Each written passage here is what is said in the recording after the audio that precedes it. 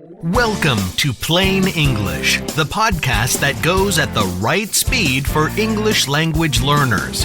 Listen now and read the transcript online at plainenglish.com. Now, here's Jeff, your host for today's episode.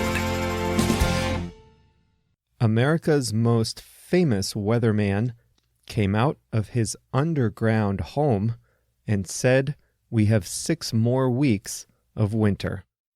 Welcome to Plain English, the podcast that goes at the right speed for English learners.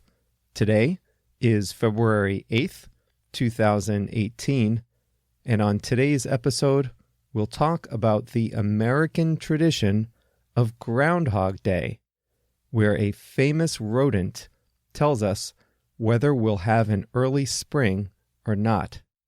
And we believe it. That's the incredible part. In the second half of the episode, I'll show you how to use the phrasal verb suffer through. Before we get started, I wanted to remind you that we have full transcripts of every episode online. Today is episode 19, so just go to plainenglish.com/19, plainenglish.com/19 to read along as you listen. If you speak Spanish, Portuguese, French, or Chinese, you can take advantage of the tooltips, which show you instant translations of words from English to your language. But even if you speak a different language, and I know many of you do, the transcripts are still helpful so you never miss a word. If you'd like to suggest a topic for a future episode, give me some feedback, or just say hi, you can find me on Twitter or Facebook with the username Plain English Pod, or you can send an email to Jeff, Jeff, at plainenglish.com.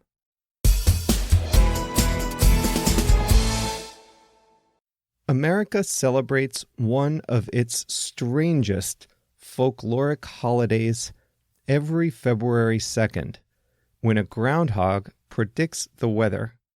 And this year, like most years, the groundhog told us that we have to suffer through 6 more weeks of winter. All right, I should explain. First of all, a groundhog is a large rodent. Picture a cute, harmless beaver or raccoon, and you'll have a good idea of what a groundhog looks like.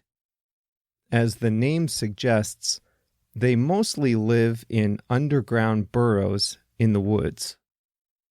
According to tradition, if a groundhog comes out of his burrow and sees his shadow, he thinks it's a sign that winter will continue, so he goes back into his hole to sleep for 6 more weeks. But if the day is cloudy, then he thinks that an early spring is coming. There's a town in western Pennsylvania that has taken this tradition to its extreme, and that town is called Punxsutawney, and they have been celebrating Groundhog Day in this town since 1887.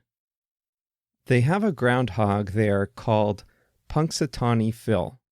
He's a local celebrity, and every February 2nd at about 7:30 in the morning, members of the Punxsutawney Groundhog Club, a real club, knock on his door. He has a door in his burrow, and they invite Phil to come out and predict if there will be an early spring or not. Now, at this point, you might be wondering how we humans know whether the groundhog has seen his shadow or not. And that's a good question. The answer is that the members of the Groundhog Club have the special ability to interpret the movements and the sounds of the groundhog. So they observe him and listen to him, and then the Groundhog Club members announce to the crowd what Phil's prediction is. Wait, did I just say crowd? Yes, and I mean it. Every year, about 40,000 people go to this small town in Pennsylvania to see Punxsutawney Phil's prediction. I have been there.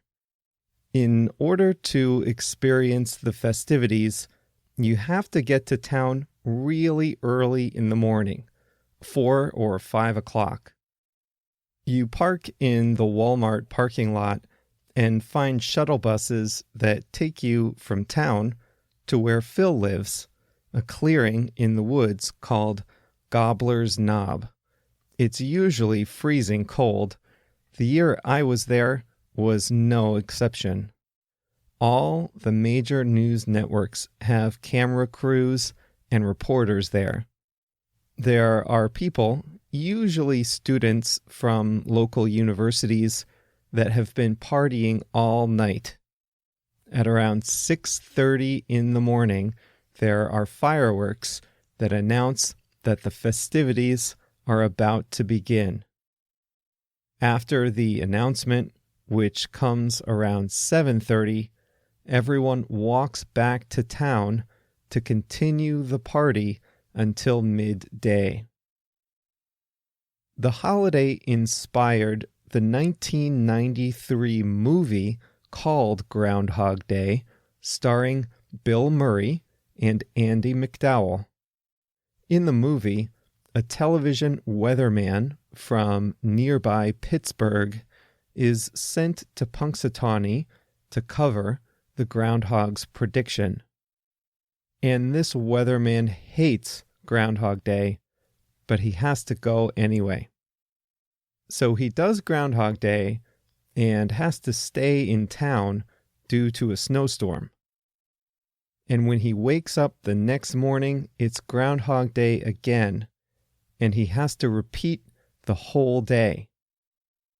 Then he wakes up the next morning, or what he thinks is the next morning, and it's Groundhog Day yet again. And he has to relive this day over and over and over until, well, I won't tell you. You should see the movie. It's available to rent on YouTube, Amazon, iTunes, all the usual places.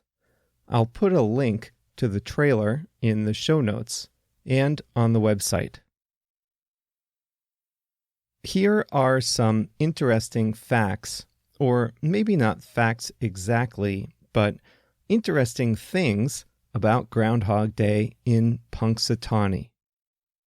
Out of 130 Groundhog Day celebrations, Phil has predicted an early spring only 18 times. And yes, it's the same groundhog every year. All 130 years, it's the very same groundhog who never dies, according to the legend. Also, according to the legend, his predictions are accurate 100% of the time. USA Today, a newspaper, thinks he's right less than half the time. But what do they know? Although the tradition says Punxsutawney Phil lives in his burrow in Gobbler's Knob, he actually lives in a pretty nice cage in the Punxsutawney Public Library, where anyone can come by and say hello most days of the year. So if you find yourself driving through western Pennsylvania on February 2nd or any other day, you can stop by and see America's favorite groundhog. Before we get to today's word, I wanted to say hi to Hilmi, who's listening from Istanbul, Turkey. Hilmi says he likes the fact that the episodes are about current events and daily life. I was really glad to hear that because there are a lot of really good English podcasts about learning English, but there aren't that many that are about other things, but for people who are learning.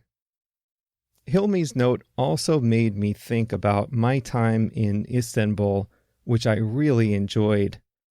They say Istanbul is where the East meets the West, which really seems to be true. One thing I remember about Istanbul is a bridge that connects the old part of the city with the newer part. On the top level with the traffic, there are people fishing in the water below. The lower half is for pedestrians and has seafood restaurants all along it. You can walk across the bridge and stop for a fish sandwich and look out at the water where it was probably caught. I have good memories of Istanbul, so thanks to Hilmi for your note and for reminding me of my trip to Turkey. Today's word is a phrasal verb, suffer through.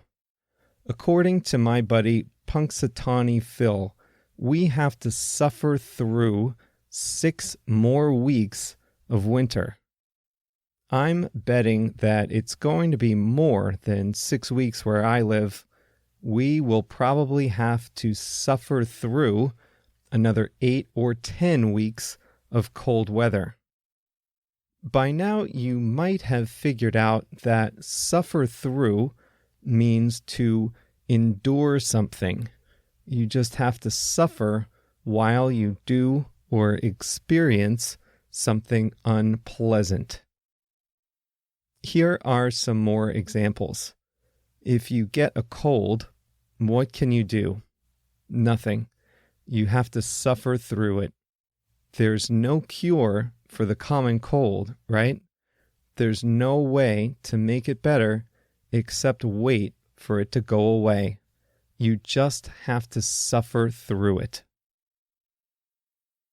Have you ever watched a movie or a sporting event that you find boring, but maybe your date or your friends really like it? What did you do? If you didn't get up and walk out, you probably just suffered through it. You kept watching even though you wanted to leave. You might remember back in episode 7, I talked about Britain's Prince Harry and his fiancée Meghan Markle.